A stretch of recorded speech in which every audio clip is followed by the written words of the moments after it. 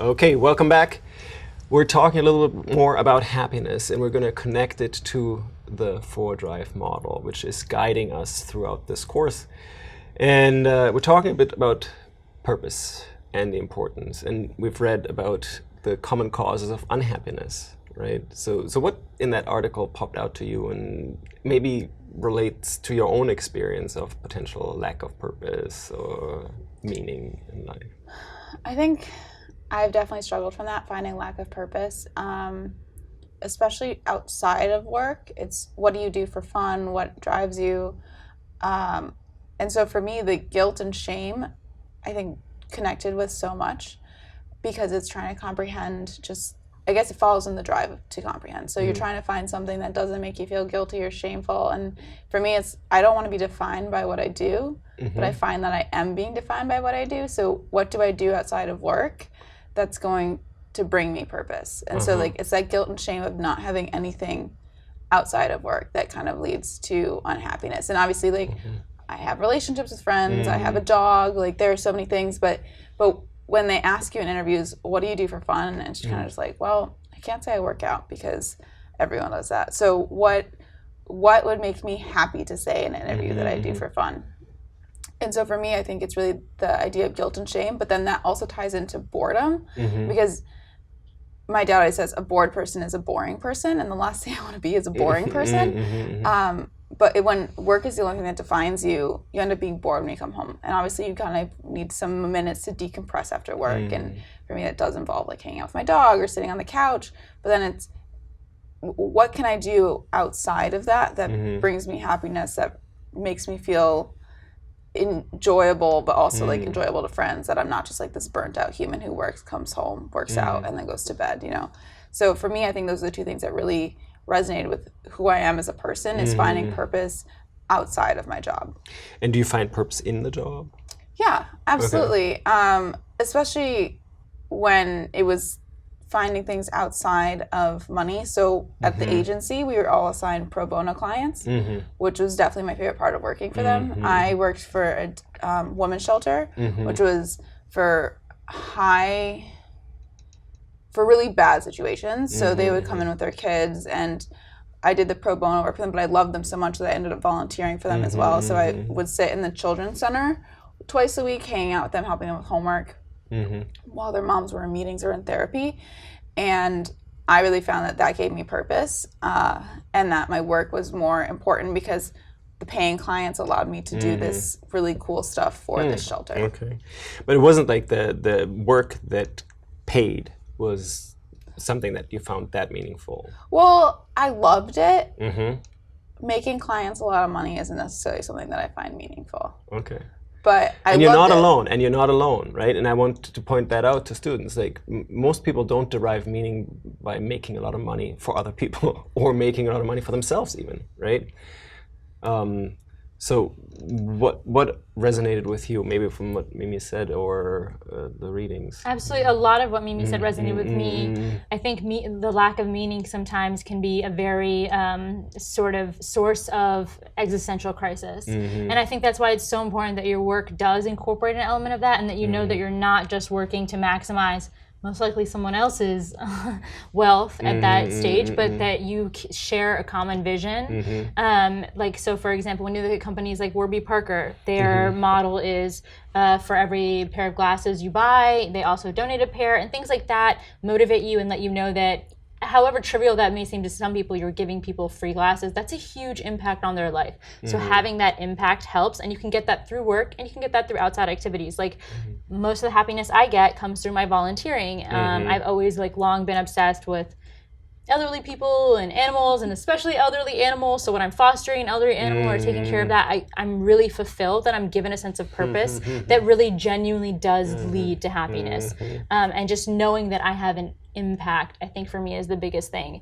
And then in terms of feeling insignificant, there was a quote in one of the articles about the causes of modern unhappiness, and it was about that Jerry Seinfeld says that he likes that there's a big poster of the cosmos because it makes him feel insignificant. And that's something that's actually really liberating to think about, is not to think of yourself as insignificant, because I also believe that everyone really is truly significant. Life has inherent value. But also knowing that, you know, you are insignificant, while that might lead to unhappiness, is also very freeing. And as much as we think people are thinking about us or judging us, and as many societal expectations as there are, which is a very prevalent issue, at the end of the day, like, no one's really thinking about you anyway. Everyone is the center of their own universe, and that's another very liberating thought, that no matter how much shame or guilt you feel, in hindsight, no one was really like paying that much attention anyway. So that was also very liberating, but I could see why that would be a source of unhappiness. Now, you talked about Red Bull as potentially your dream employer. What kind of meaning would you derive from that?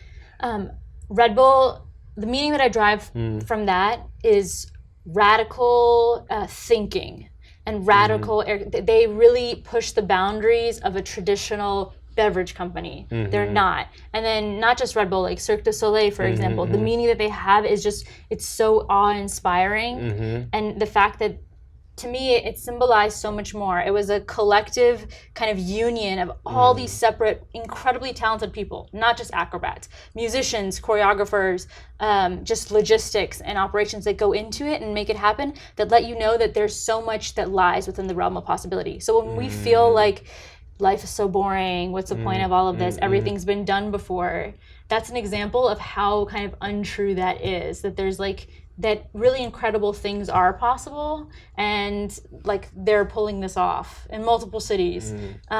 So I think that the organizations that are able to embody kind of vision and bring about change, we think about capitalism, especially so deep rooted in all these like old school, old boy, hard-nosed sense of operating, but there are change makers, and radical change is possible, and it's happening. So that's also empowering. I think I'm sort of going to provoke you a little bit, because you said you got the meaning out of helping elderly people and maybe dogs, right? Yes. Red Bull, where does that fit in, right? Because in some way, if you wanted to sort of go towards lack of, or towards a meaningful job, would you want to integrate those in some way, in an ideal situation? In an ideal situation, yeah. I would love to make a movie about elderly animals. With Red Bull. You know, no, not with Red Bull, but maybe, I mean, that seems like something Red Bull could somehow, some way take on. Yeah. I don't know, they're open, there's all these different ways that they're able to tie things together and integrate things that we didn't foresee as possible. But the other element of that is that I don't think everything is going to be in one place. And I think the entrepreneurs that really get it right, like the Warby Parkers, they have multiple, you know, passions that they are able to integrate really well. That doesn't always have to be the case, and that's where the balance comes in. Your work should be fulfilling, but it's not going to be the sole definition of who you are and what you do. And you can find fulfillment in different aspects of your life, and you should. It's good to step away from one aspect of your life. Okay. What if one of the driving forces of unhappiness is that you're spending a lot of time in a job that has no meaning? I mean, I think that's a huge driving force of unhappiness. Both my parents are doctors, and for me, like, I see them feeling that they always have meaning in their jobs, you know, whether they're doing, my dad now mostly does research, but he's constantly looking, he's not looking for meaning in life, because I think he's found it, because he's saving lives, and in his research, he's trying new things.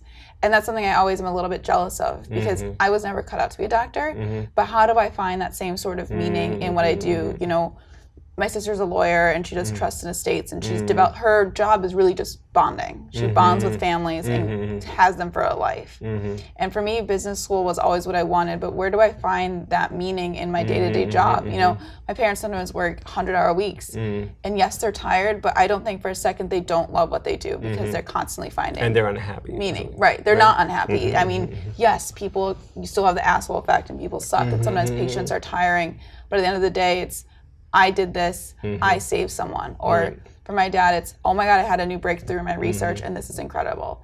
And for my sister, it's, I have developed a new relationship with a family, like I helped someone with their estate. Like, there's so much that happens in their day-to-days that are bonding and meaningful, that I wonder where I can find that in the business world. But I think, as we talked about in a couple classes ago, the big pivot will probably lead to people finding meaning. You know, if you work for the Patagonias of the world, it's feeling that you're making recycled clothing so that your footprint is smaller, so that climate change is less of an issue for your company. You're donating proceeds to different national parks to change the world. So I think as we experience the big pivot, businesses will start to find meaning. And I think that will bring more happiness to people, because now, yes, you're making your company more money, but that money is going to homelessness, that money is going to women's rights, that's going to fighting AIDS. It's going to so much more than just shareholders' pockets, that I think that slowly but surely, especially with our generation now pushing into the workforce, we're going to find meaning.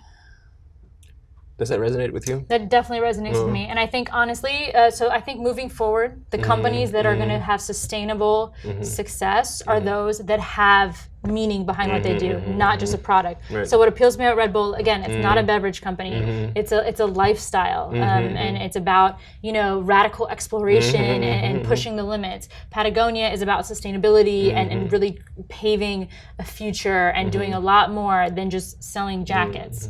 So I think those companies that have an underlying vision are reshaping the future. And then as consumers are becoming more conscious, it's what won't be enough will be just, a checkbox off your corporate social responsibility list. And that's what these other companies are getting wrong. And maybe in the past, the whole factory line sense of working worked. That's just not sustainable. As we evolve collectively, I know that there's a lot of talk about basically destruction and depression and discrimination, all of these awful things happening. But I think as a collective, we are searching more for meaning, and it's a privilege to be able to have these existential crises, but it's putting us in a position where like radical change and evolution is coming, and that's my personal belief. And it's through companies like Patagonia that are making those differences. Right.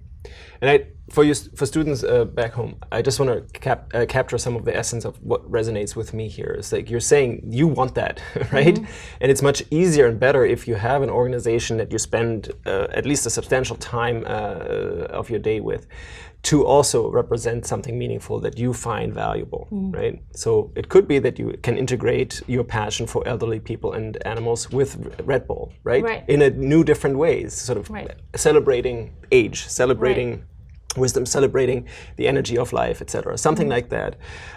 You could do what you're saying with other companies, that Patagonia or something, that they want to push the needle and say we're here as healers of the world, right? This sounds kind of naive and crazy, yet it speaks to people. Not all of the people, but some people, and they get meaning out of that, and they get empowered, they get happy.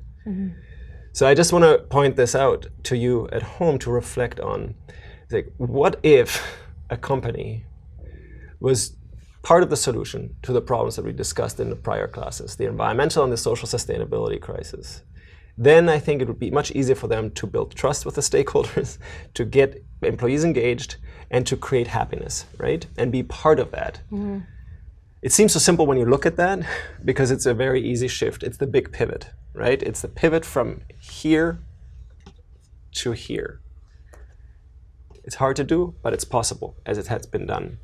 Okay, so thank you for that, and keep thinking about what would make you happy in an organization. What is the meaning and the purpose that you would want to derive from it?